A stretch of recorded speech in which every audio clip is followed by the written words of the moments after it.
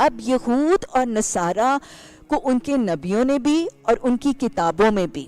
نبی صلی اللہ علیہ وسلم کے آمد کے حوالے سے خبر دی تھی. بالکل جیسے ہم دیکھیں نا، ہمیں رسول اللہ صلی اللہ علیہ وسلم نے امام مہدی اور دجال کے فتنوں اور علامات قیامت کے بارے میں پروفیسائز کیا گیا نا حدیثوں میں. تو اسی طرح ان کی کتابوں میں رسول اللہ صلی اللہ علیہ وسلم کا اسم گرامی، آپ کے والد کا، آپ کی والدہ کا نام، پھر وہ بستی، مکہ کی بستی کی علامتیں، پھر مدینہ کی وہ بستی جہاں آپ ہجرت کر کے جائیں گے، سیاہ سنگلاخ پہاڑی چٹانوں کی پہاڑیوں والی اور کھجور کے باغوں والی بستی، اور پھر یہاں تک کہ نبی صلی اللہ علیہ وسلم کے ساتھیوں کی، صحابہ اکرام کی جو صفیں ہیں، ان کی کوالٹی جو ہے ان کا تذکرہ کر کے نا رسول اللہ صلی اللہ علیہ وسلم کی ساری نشانیاں جو ہیں وہ بتا دی گئی تھیں.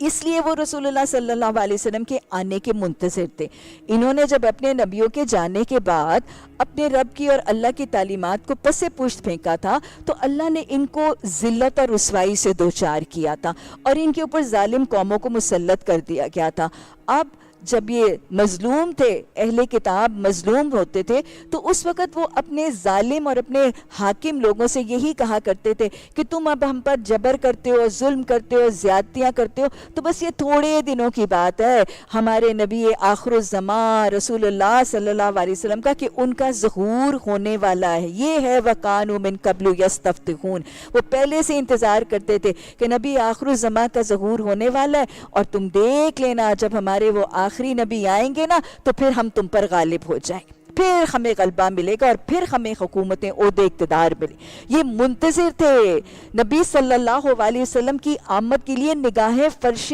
راہ کیے ہوئے تھے. اور جب رسول اللہ صلی اللہ علیہ وسلم تشریف لے آئے تو کون سے گھرانے میں؟ بنی اسرائیل کی بجائے بنی اسماعیل میں، مکہ کی بستی میں آپ کی نبوت کا آغاز ہوا. تو بس یہیں سے معاملہ الٹ گیا، حسد بھی آ گیا، بغض بھی آ گیا، کینہ بھی آ گیا، انا کا معاملہ بھی بنا لیا. اور رسول اللہ صلی اللہ علیہ وسلم کے منتظر ہونے کے باوجود، آپ کو حقیقتاً پہچان لینے کے باوجود، پوری ضد اور ڈھٹائی سے، صرف یہ نہیں کہ خود نہیں مانتے تھے، لوگوں کو بھی ان کی نبوت اور ان کے قرآن کے خلاف قائل اور مائل کرتے تھے.